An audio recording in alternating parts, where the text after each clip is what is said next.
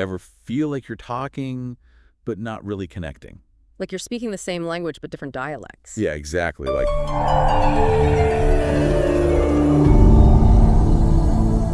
missing some crucial piece of the puzzle. Well, today on our deep dive, we're going to explore those missing pieces. We'll be focusing on breaking down those pesky language barriers. Those situations where it feels like you're speaking different languages. Exactly. And our main source material is this fascinating piece called Sayo De. Which translates to the pasted text. Catchy title, right? It really is. And it's packed with practical tips for navigating communication across cultures. Like imagine being in a bustling marketplace in a foreign country. Trying to haggle for a souvenir but not speaking the language. Yeah, how do you even begin to bridge that gap? That's where the pasted text comes in. It goes beyond just basic phrases. It delves into the unspoken rules of communication. Like those subtle cues we often miss. Things like body language, eye contact, even personal space. Okay, so it's not just about the words we say. Exactly. There's this whole other layer of communication happening beneath the surface. So like what kind of unspoken rules are we talking about?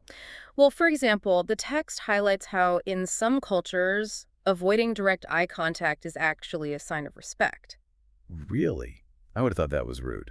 It can be in some cultures, but in others like Japan, it shows deference. Wow, so something as simple as eye contact can be totally misinterpreted. Absolutely. And it goes even deeper than that. How so? Well, the text talks about something called proxemics. Proxemics. Yeah, basically, it's the study of how our physical distance from others affects communication. So like how close we stand to someone when we're talking. Exactly. And apparently what's considered a comfortable distance varies widely across cultures. Makes sense. I guess we all have our personal bubbles. And those bubbles can be bigger or smaller depending on where you're from.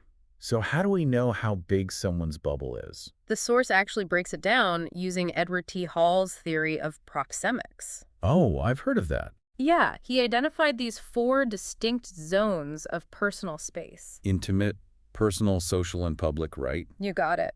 And understanding these zones can be super helpful when interacting with people from different backgrounds. So if someone's from a culture with a smaller personal space, You wouldn't want to back away when they get closer. because that would seem disrespectful. Exactly. It can make them feel like you're rejecting them. So we really have to be mindful of these subtle cues. Absolutely. And that's what the source calls the silent language. The silent language. Yeah, it refers to all those nonverbal signals we send and receive. Like posture, gestures, even tone of voice. Exactly. And these signals can speak volumes louder than words sometimes. Give me an example. Sure. In many Middle Eastern cultures, offering someone something with your left hand is considered offensive. Really? Why is that? Well, traditionally, the left hand is associated with hygiene. Oh, so using it to offer something would be seen as unclean? Exactly. While in other parts of the world, it's perfectly normal to use either hand. It's fascinating how these seemingly small things can have such a big impact. It really is. And it just goes to show how important cultural awareness is. Okay, so let's say I'm traveling to a new country. How do I actually put all this knowledge into practice? Yeah, it feels like there's so much to remember. Well, I think the key takeaway is to approach every interaction with genuine curiosity. Curiosity. Yeah, a willingness to learn and adapt. So even if I don't speak the language, I can still show respect by trying to understand their customs. like learning a few basic phrases. Exactly. Even simple things like saying hello and thank you in the local language can go a long way. It's just that you're making an effort. Exactly. And it can really help to break the ice. It's like what they say, a little effort goes a long way. It really does. And in the end, it's all about building connections. It's about seeing beyond the language barrier. And recognizing our shared humanity. So the next time you find yourself in a situation where you don't speak the language, Remember, a smile can be a universal greeting. and a little bit of cultural sensitivity can go a long way. But here's something to ponder. What's that? If we applied this awareness of nonverbal cues and cultural sensitivity even when speaking the same language. You mean like with people from our own culture? Exactly. Yeah. Could it lead to deeper, more meaningful connections in our everyday lives? That's a great question. Something to think about for sure. Definitely.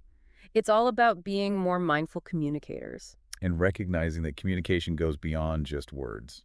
It's about understanding and respecting the subtle nuances of human interaction. Thanks for joining us on this deep dive. It's been a pleasure exploring the intricacies of communication. Until next time, keep those conversations flowing. And remember to listen with your eyes and your heart as well as your ears.